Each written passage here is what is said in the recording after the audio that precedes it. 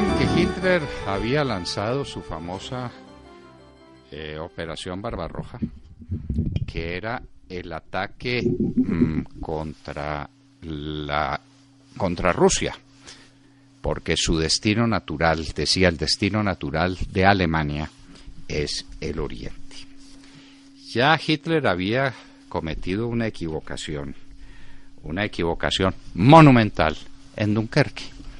Recuerden que las tropas blindadas de Guderian habían llegado a las puertas de Dunkerque, donde estaba indefenso el ejército expedicionario inglés y los restos del ejército francés que estaba en la resistencia. Si Hitler los deja seguir, en Dunkerque se hubiera acabado la guerra, definitivamente. Inglaterra hubiera quedado vencida, Francia estaba vencida de antemano, pero los restos de su ejército iban a ser destruidos en Dunkerque. Y en esas actitudes de iluminado, Hitler dio la orden de parar las divisiones blindadas. Cuando dio la contraorden de mandarlas al asalto, ya se había hecho ese monumental, gigantesco, colosal esfuerzo que hizo Inglaterra para traer todos sus hombres desde Dunkerque hasta la isla. Pues bien, pasó el tiempo y estamos ahora en el año de 1941. Hitler ya no volvió a mirar más a Inglaterra, cesó la batalla de Inglaterra, cesaron los bombardeos a Londres y lanzó todas sus divisiones hacia el este. Y las ciudades sagradas eran las que iban a sufrir más directamente el impacto de las tropas alemanas. Y la primera de ellas fue Stalingrado, donde tuvieron finalmente éxito los alemanes. El objetivo final era Moscú, pero había un punto intermedio que era definitivo. Leningrado, porque Leningrado se llamaba antes San Petersburgo, en honor a Pedro el Grande, uno de los grandes zares de Rusia. Le habían cambiado emblemáticamente el nombre porque Leningrado era una joya, a orillas del río Neva sobre el mar Báltico. Leningrado era la gran capital de la industria soviética, donde se estaba produciendo una gigantesca cantidad de armamento. Desde el punto de vista estratégico, desde el punto de vista del símbolo, Leningrado lo significaba todo. Y Hitler dio la orden de marchar sobre Leningrado. Las tropas alemanas llegaron a Leningrado y se iba a producir la destrucción de la ciudad. Era tanto así que los rusos habían dado la orden de sacar todo lo que pudieran sacar de la ciudad, porque la ciudad estaba condenada a perecer en cuestión de horas. La operación alemana era gigantesca y no había tropas rusas ni aviación rusa que pudiera contenerlos. Pero viene la segunda inmensa, gigantesca equivocación de Hitler que le costó la guerra. Dio la orden de parar el ataque contra Leningrado y en su lugar tenderle un cerco, cercar la ciudad, y ese cerco de la ciudad haría que por hambre la ciudad se rindiera sin tener el desgaste de lo que supondría un ataque militar. Los militares dijeron: ¿cómo? Hemos venido desde Prusia a combatir para tomarnos a Leningrado, llegamos a Leningrado y ahora el Führer no nos permite dar el último asalto. Hitler les mandó entonces un comunicado diciéndoles que temía que la ciudad estuviera completamente minada, como había estado minada, Moscú en la época de la invasión napoleónica, que terminó con un incendio obligando a Napoleón a salir fugitivo, y ya habían tenido experiencia los alemanes de encontrar ciudades blindadas. Inclusive la vieja casa de Khrushchev fue volada cuando un general alemán se posesionó de ella para vivir en ella. Y dijo: yo no voy a exponer a mis tropas a un minado. Esa fue la disculpa. Lo cierto es que se equivocó y que creyó que lo de Leningrado iba a tomar unos días, si acaso unas semanas, y que la ciudad, por hambre, tendría que rendirse. Lo que no midió Hitler fue la capacidad de los comunistas rusos para organizarse y para ejercer la resistencia.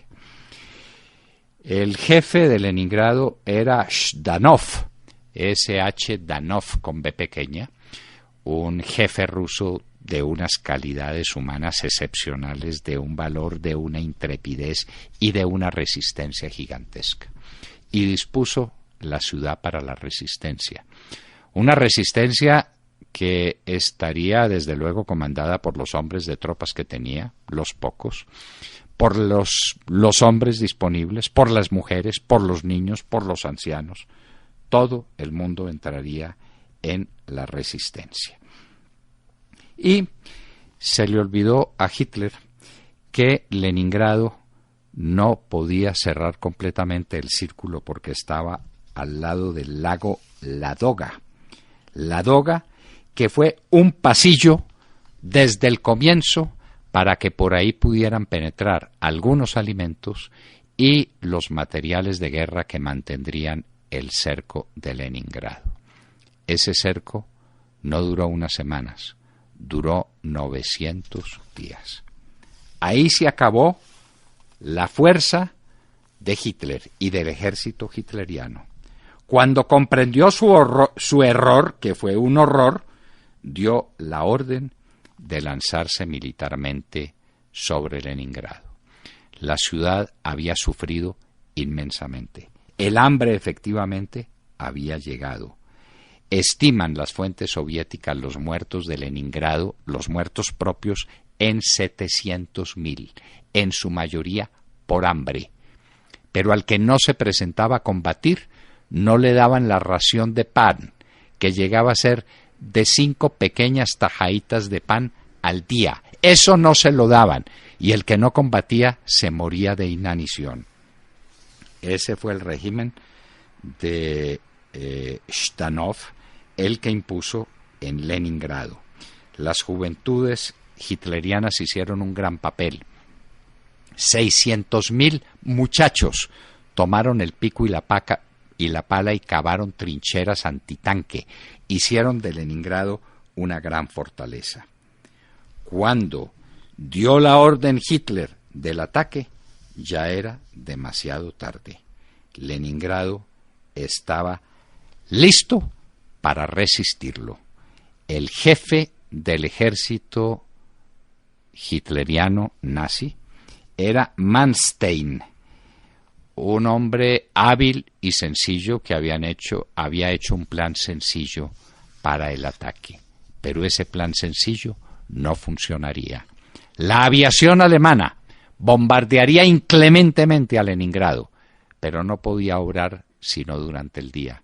Las condiciones atmosféricas y los medios de orientación y de comunicación que tenían los aviones de la Fuerza Aérea no les permitían atacar durante la noche, y por la noche, por el pasillo del lado Ladoga, entraban y salían los pertrechos suficientes para que Leningrado sufriera el asedio durante 900 días.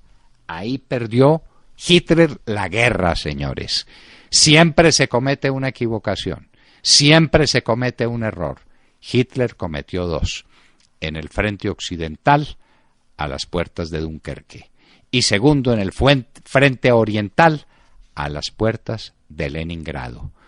En lugar de tomarse inmediatamente la ciudad, vaciló y ordenó un cerco que después ordenó convertirlo en un campo de batalla. Ya era tarde, ya a los soviéticos, a los rusos les habían llegado suficientes municiones y tropas y medios de combate para mantener un asedio durante 900 días en los que el ejército nazi quedó literalmente derrotado. Las batallas que seguirían, de las que tal vez hablaremos en otra ocasión, lo que ocurrió al sur de Ladoga y lo que ocurrió cuando las tropas soviéticas